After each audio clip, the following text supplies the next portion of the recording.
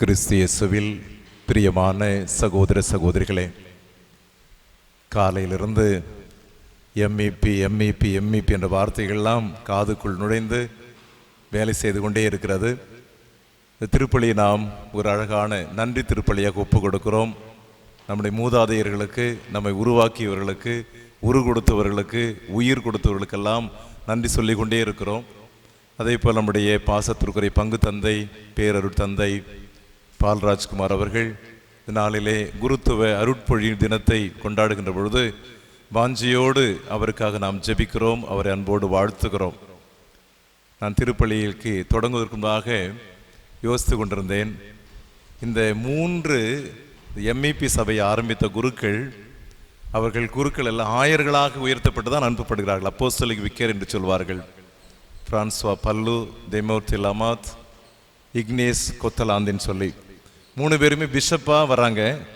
இப்போ பிஷப் அந்த பயணத்தை தொடங்கும் போது ஒரு அழகான வார்த்தையை பிரான்சுவா பல்லு என்ற ஆயர் சொல்வார். பிரான்சுவா அவர் சொல்கிறாரு, நாங்கள் இப்பொழுது ஒரு பயணத்தை தொடங்குகிறோம். இந்த பயணத்தில் நாங்கள் இறந்து விடுவோம். இந்த பயணம் நீடிக்காது, செத்து போயிடுவோம். நாங்கள் சாவது உறுதி. எங்களுடைய எலும்பு கூடுகள் பின்வருகின்ற சந்ததிக்கு பாலமாக அமையும் என்று சொல்வார். நாங்கள் இறக்கிறது உறுதி. எங்கள் எலும்புக்கூடு மேலே பின்னாடி வரவங்க நடந்து வருவாங்க. எனவே எங்களுடைய எலும்புக்கூடுகளை நாங்கள் பாலமாக கொடுக்கிறோம். இந்த பாலத்தின் மீது பின்வரும் சந்ததிகள் நடந்து வருவார்கள் என்று எழுதியிருக்கிறார். ஏறக்குறைய 350 ஆண்டுகளுக்கு மேலாக இந்த சபை உருவாக்கப்பட்டு நம்முடைய பகுதிக்கு ஏறக்குறைய 250 ஆண்டுகளை நாம் கொண்டாடுகின்ற பொழுது அவர்களுடைய எலும்புக்கூடுகள் தான், அதுதான் பாலமாக அமைந்திருக்கிறது. நற்செய்தி பணிக்கு, மீட்பு பணிக்கு, சமூக பணிக்கு, கல்வி பணிக்கு. அதில் இவ்வளோ சிரமங்கள் இருக்குது. எலும்பு கூட நான் கொடுத்துட்டு போகிறேன், அது மேலே நீங்கள் நடங்க அப்படின்னு சொல்கிற ஒரு முதல் இந்த சபையினுடைய தோற்றுவிப்பாளரை நான் பார்க்குறோம். கொஞ்ச நாளைக்கு என்னுடைய படிப்புக்காக பல புத்தகங்களை படிக்கின்ற பொழுது அருட்தந்தை ஆண்ட்ரூ கரோஃப், ஒருவேளை நிறைய அருட் சகோதரர்களுக்கு தெரிஞ்சிருக்கும், நிறைய நாட்கள் பிஷப் ஹவுஸ்லேருந்து பாவசைன் கேட்டவர், ஆர்கேஎஸில் ஆவண காப்பகத்தெல்லாம் செய்தவர் ஆண்ட்ரூ கரோஃப். 1961 கேட்டகிஸ்ட் ஸ்கூல், வேதியர் பள்ளி ஆரம்பிக்கும் பொழுது எட்மண்ட் பெக்கர் தான் ஆரம்பிக்கிறாரு. அதனுடைய முதல் டைரக்டர், இயக்குனராக இருக்கிறது ஆண்ட்ரூ கரோஃப். எனவே முதல் முறையாக நம்முடைய மேட்ராசனத்தில் வேதியர் பயிற்சி பள்ளி, எப்படி ஆசிரியர் பயிற்சி பள்ளி இருக்குதோ அதே போல் வேதிய பயிற்சி பள்ளி முதல்ல பூண்டியில் 1903 ஆரம்பித்தாங்க.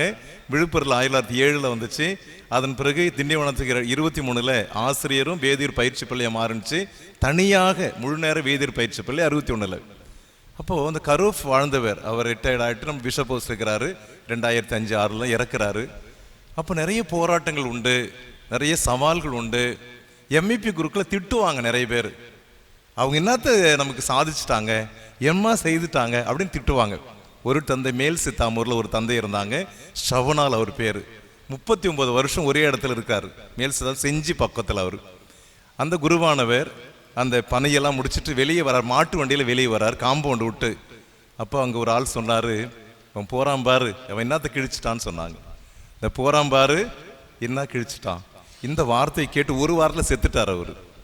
39 வருஷம் தொடர்ந்து வேலை செய்த ஒரு மாமனிதர், ஒரு புனிதர், அந்த மக்களுக்காக உழைச்சவர். அந்த காம்பவுண்டு விட்டு வெளியே போன உடனே அவன் சொல்கிறான், போகிறவர் என்ன செய்து கிழிச்சிட்டார் அப்படின்னு சொல்லி. அந்த வார்த்தையை உள்ளே வாங்கி வாங்கி ஒரு வாரத்தில் இறந்துட்டார். வரலாற்றில் இருக்குது. இப்போ இந்த கரோஃப் சாமியார் என்ன எழுதுறாருன்னா, அந்த நிறைய சவால்கள், ஏறக்குறைய 1980-90 நிறைய போராட்டங்கள், குருக்களுக்கு எதிராக சங்கதிகள்லாம் நாங்களாம் இளைய சமுதாயத்தினர் வருகின்ற பொழுது அவர் ஒரு புத்தகத்தில் அழகாக எழுதி முடிக்கிறார். அந்த புத்தகத்தை படிச்சிருக்கிறேன். we have taken steps. நாங்கள் ஒரு அடி எடுத்து வச்சிருக்கிறோம். Steps, they may be small steps. அவங்க ஒரு சின்ன அடியாக கூட இருக்கலாம், பட் தே ஆர் ஸ்டெப்ஸ் அப்படின்னு எழுதியிருக்காரு. we have taken steps, they may be small steps, but they are steps. நிறைய பேருக்கு இது புரியுன்னு நினைக்கிறேன். எல்லாம் உங்களுக்கு ஆங்கிலம் எல்லாம் தெரியும். நாங்கள் ஒன்றும் பெருசாக நாங்கள் சாதிக்கலை, நாங்கள் சின்ன சின்ன முயற்சிகள் எடுத்திருக்கிறோம், சின்ன சின்ன அடி எடுத்து வச்சிருக்கிறோம். ஆனால் உங்கள் கண்ணுக்கு அது சின்ன காரியமாக தெரியும், சின்ன முயற்சியாக தெரியும், சின்ன ஒரு அடி மாதிரி தெரியும். ஆனால் அதுவும் முயற்சி தான், அதுவும் எங்களுடைய உழைப்பு தான், அதுவும் எங்களுடைய தியாகம்தான், அதுதான் எங்களால் கொடுக்க முடிந்தது, நீங்கள் தொடர்ந்து செய்யுங்கள்னு சொல்வார். மிக அழகான வார்த்தைகள் அது. இன்னைக்கு நாம் ஏறக்குறைய 300 ஆண்டுகளுக்கு மேலாக கிறித்துவத்தை காரைக்காலில் கொண்டாடுகிறோம். நம்முடைய மூதாதையர்களுடைய பாரம்பரியத்தில் மிகவும் கடவுள் நம்பிக்கை உடையவர் தான் காரைக்கால் மக்கள். ஏன்னா எனக்கு 30 ஆண்டுகளுக்கு மேலாக பழக்கம். அவர்கிட்ட அந்த இருதயசாமி இங்கே இருக்கிற பொழுது நான் இங்கே சகோதரராக அவர்கிட்ட இருந்தேன். அது என்னுடைய உறவினர்களாக இங்கே உண்டு, அதெல்லாம் இப்போ சொல்ல முடியாது. அப்படி காரைக்காலோடு தொடர்பு இருக்கின்ற பொழுது மிக ஆழமான கடவுள் உணர்வோடு உடைய மக்கள், பக்தி உணர்வுடைய மக்கள், ஆலய திருப்பலியிலும் திருவழிபாட்டிலும் தயங்காமல் பங்கெடுக்கிற மக்கள் தான் நம்முடைய மக்கள். இந்த நம்பிக்கை நமக்கு மூதாதையர்கள் வழி வழியாக கொடுத்து முடித்திருக்கிறார்கள். இன்றைக்கு இருக்கிற சமூகத்தில் இன்னைக்கு நாங்கள் பார்க்குறேன், எத்தனை குழந்தைகள் இருக்காங்க, எத்தனை இளைஞர்கள் இருக்காங்கன்னா கொஞ்சம் குறைவாக தான் இருக்கிறாங்க. உங்களுக்கு தெரியும் நம்முடைய குறைவு, இந்த குழந்தை பிறப்பு கூட குறைஞ்சிட்டே இருக்குது. அதெல்லாம் காரணமாக கூட இருக்கலாம். ஆனால் இன்றைக்கு இருக்கிற சமூகத்திற்கு நாம் 300 ஆண்டு கால அந்த பாரம்பரியத்தை கடத்துவதற்கு கடமைப்பட்டிருக்கிறோம். அது திருப்பலியாக இருந்தாலும் சரி, திருவழிபாட்டு கொண்டாட்டங்களானாலும் சரி, கோயில் சார்ந்த காரியங்களானாலும் சரி, இது எல்லாம் நாம் சொல்லி கொடுத்து செய்கின்ற பொழுதுதான் ஏதோ ஒரு இடத்துல இயேசு கலிலேயாவில் தொடங்கல பணி காரைக்கால் நம்ம பேசுகிறோம்னு சொன்னால் 2000 ஆண்டுகளுக்கு முன்பாக அவரு சுற்றி வந்தது ஒரு 3 வருஷம் ஒரு குறிப்பிட்ட இடத்துல தான். ஒரு நாடு கூட கலிலேயா பகுதி, அது கூட முழுமையாக இஸ்ராயல் முழுசும் அவர் போகலை.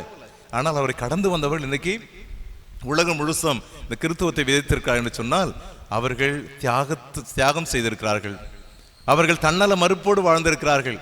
உயிரை பணயம் வைத்து வேலை செய்திருக்கிறார்கள். நிறைய காரியங்கள் நீங்கள் இன்னைக்கு கற்றிருக்கிறீங்க. அதில் பார்த்தீங்கன்னா சேலஞ்சிங்.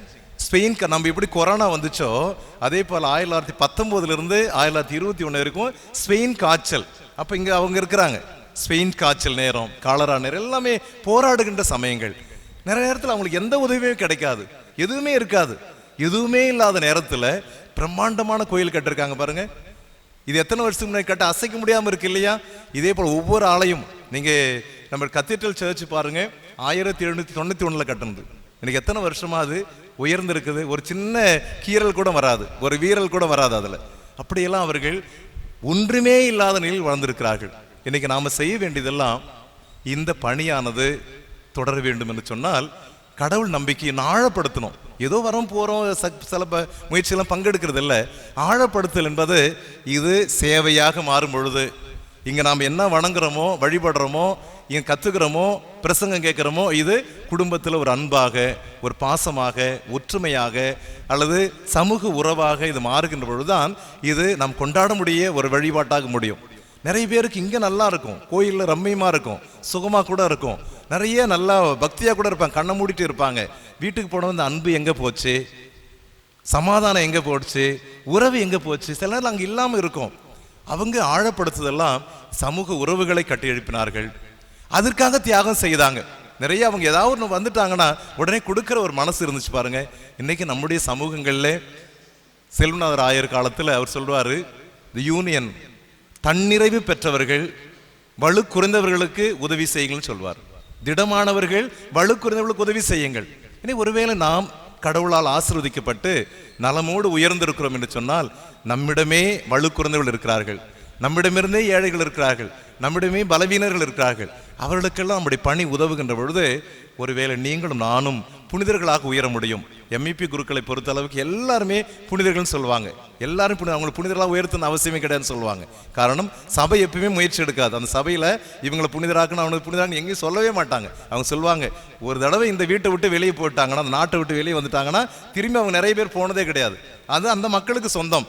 எனவே அந்த சிரமங்களையும் தியாக வேதனைகளையும் அனுபவித்தவர்கள் நிச்சயமாக கடவுளுடைய விண்ணக வீட்டுக்கு சென்றிருப்பார்கள் என்பதுதான் எம்இபியினுடைய தத்துவமாக இருக்கிறது. எனவே இன்று நாம் எம்இபி சபையினுடைய நம்முடைய புதுவை மண்ணில் வந்த 250 நினைவு கூறுகின்ற பொழுது நம்முடைய தியாகங்கள் இன்று தேவை, நம்முடைய தன்னல மறுப்பு தேவை, சுயநலங்கள் கரைந்து பிறநலத்துக்காக பாடுகின்ற ஒரு சூழல் வேண்டும். அதே சமயத்தில் திருச்சபையை இன்னும் அடுத்த நிலைக்கு கொண்டு செல்ல வேண்டும். குருக்களும் கண்ணீர்களும் மட்டுமல்ல, எல்லாருக்குமே திருமுழுக்கினால் அப்படிப்பட்ட கடமை கொடுக்கப்பட்டிருக்கிறது. திருமுழுக்கு தான் உங்களையும் என்னையும் ஒரு சேர இணைத்திருக்கிறது. இந்த திருமுழுக்கு சொல்வதெல்லாம் நற்செய்தி பணியாளர்கள், நீங்கள் நற்செய்தி ஆற்ற வேண்டும் என்பது திருமுழுக்கு சொல்லிக் கொடுக்கிறது. எனவே நம்முடைய காரைக்காலில் இன்னும் ஆழமாக கடவுள் உணர்வு வளரவும், கடவுளுக்கு நன்றி உணர்வுகளாக வாழவும், நம்முடைய சமூகம் ஒற்றுமையோடும் சமாதானத்தோடும் உயரவும், எல்லா நிலையிலும் சேர்ந்து சிந்திக்கவும் செயல்படவும் இந்த எம்ஐபி குருக்கள் நமக்கு உதவி செய்வார்கள். ஆமென்.